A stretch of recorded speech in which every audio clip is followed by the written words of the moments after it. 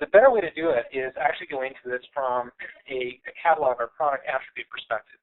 So in the case of my tail terms, I can look at my catalog and I'll know what SKUs are that are out of stock, about to go out of stock, recently out of stock, and I can use that affinity measure to tie that back to the ads and keywords that are highly dependent on those SKUs. So basically, those are the keywords that are only ever going to convert those SKUs, and then I can take action on that. And the action may depend on, it's going to depend on the product itself. So if I have a product that is discontinued, the answer may be, I don't need that keyword anymore. You can pause or delete the keyword or the related ads. If it's a keyword or if it's a product that I expect to go back in stock, the answer may be to reduce the bid for a while or pause the keyword for a while and have it come back. Or the answer may be to do some restructuring in my campaign where I can actually repurpose those keywords with different ads or in different ad groups. But the point is, what I need here is a scalable way of doing this discovery so I can take action on that. So thinking forward to what this means for my Q4 optimization, this is a really good time to start building out your processes for doing this discovery now. Find a more performant and scalable way of doing the research into your tail term ads. And the reason you want to do this now is really start to understand those inventory terms and get your processes nailed down now, because in Q4, when your traffic volumes get turned up to 11 and you're going to have a lot faster sell-through rates and your inventory turns are a lot more frequent, if you can get your techniques refined now, it's going to be a lot easier to keep up with that. And in return, what you're going to do is you're going to really make better use of every single ad spend dollar, and you're going to be maximizing returns from Q4 when it really matters. So let's go through a practical example of how to do this. So going back to our affinity list, let's focus in on a single day pack here.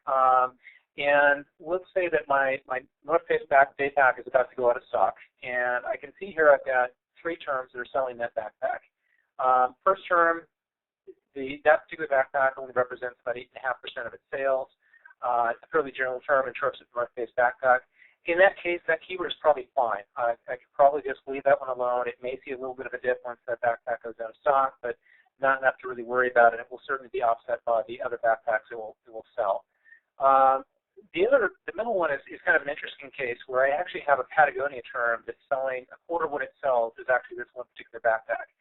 And again, I'm probably not going to turn off a Patagonia term just because the North Face product is out of stock, but knowing this, I may find some opportunities there to look at landing page or looking at ad copy to see if can I do a better job of either promoting my North Face or promoting my Patagonia from that term. The one that's really interesting is my North Face full term, where 96% of what that term sells is a product that's about to go out of stock. So I can certainly expect to start losing revenue once that backpack goes out of stock. And now it's the case of, what do I need to do landing page to protect my spend once this product is out of stock. So again, this is definitely be thinking about this stuff now so that you've got a good process in place as Q4 rolls around. So this same process, but in a slightly different cut, actually works very well for managing promotions as well. So let's go through a specific example.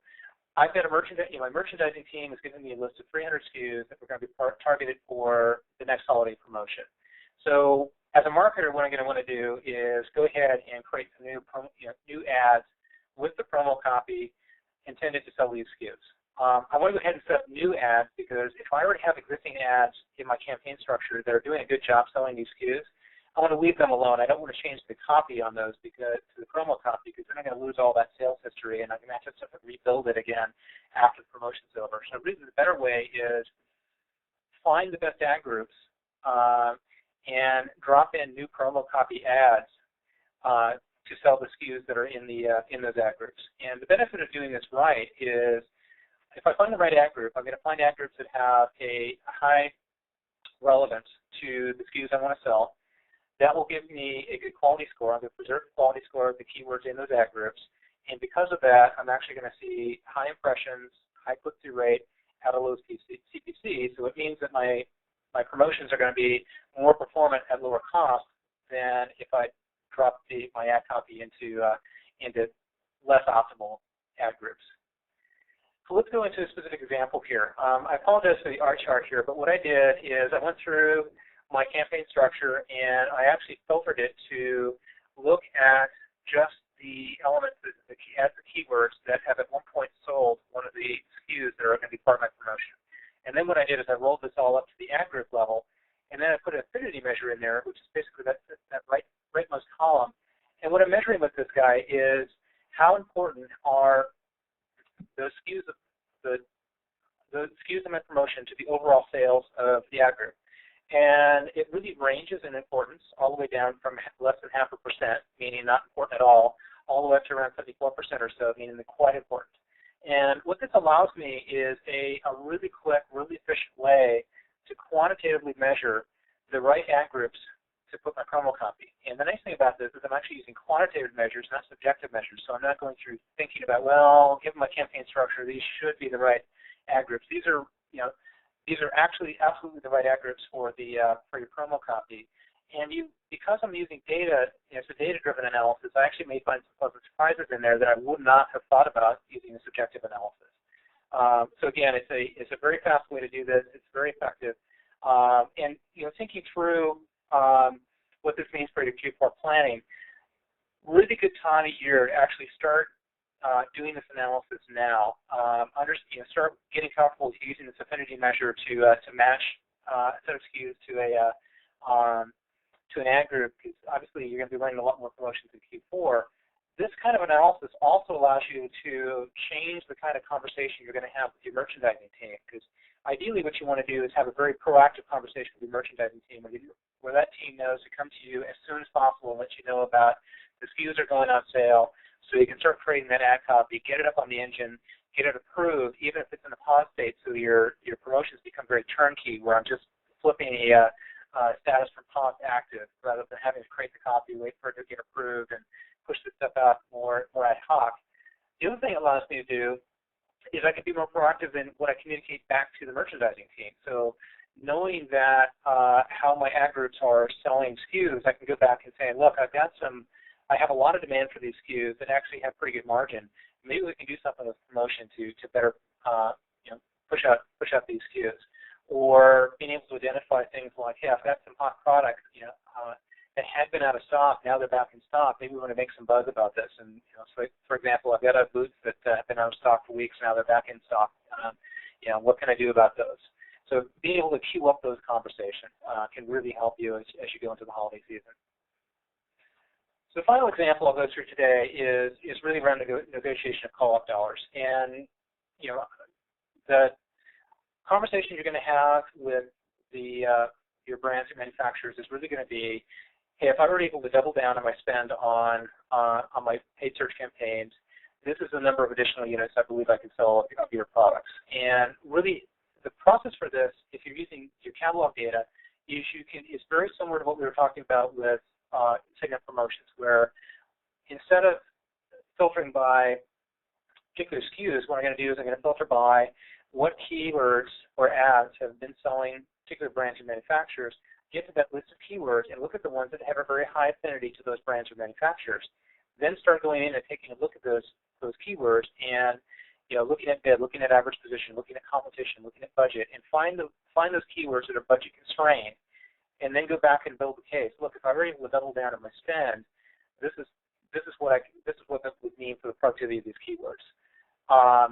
And this is a really good time of year to be doing this. You want to get comfortable with building this kind of data, building this kind of case, because as you go into Q4, those call-off dollars are finite. And what you want to do as you have those conversations with the brands is really be putting your best foot forward as to why your company versus some other company should get that spend. And what using a quantitative analysis does is it can take you out of the sort of usual suspects for looking at co-op dollars, which are going to be your branded terms.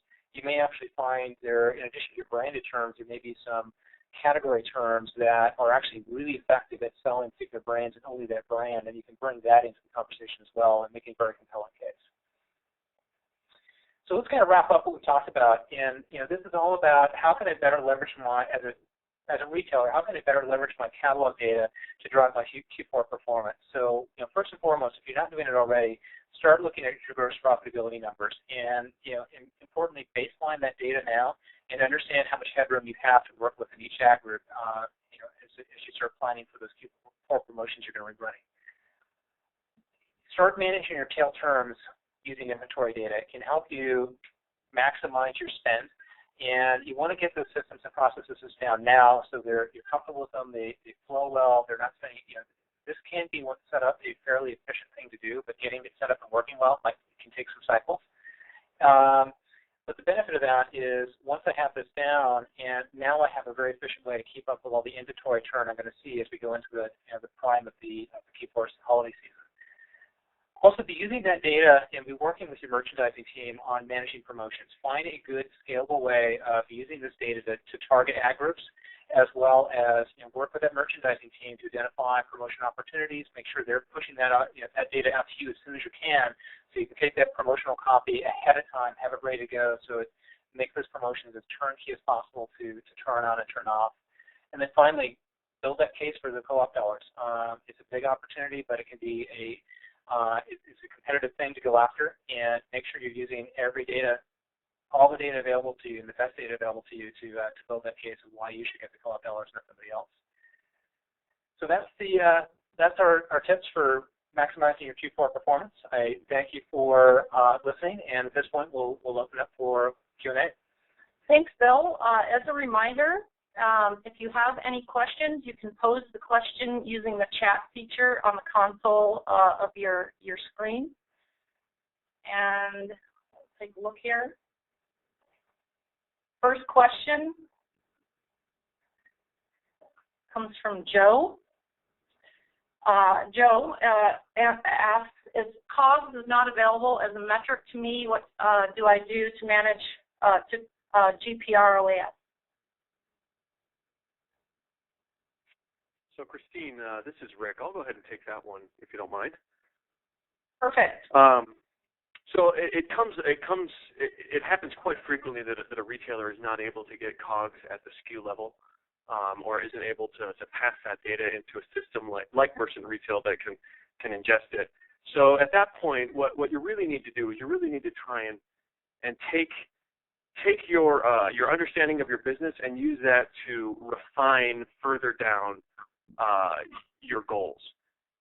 So, for example, most retailers will have, based on their buying and their merchandising, they'll have an understanding of what brands typically have for a margin, or what a specific category's margin typically is. And they can use that kind of as a baseline across the board. So this category's got a 50%, this category's got a 20%. Well, if I apply that logic to all of the SKUs within that category, I can then get to an estimated gross profit return on ad spend by category, which, while not as ideal as the low level as the SKU level data, it's still better, and it still gets you further along the path of being able to measure profitability. So that would be my recommendation.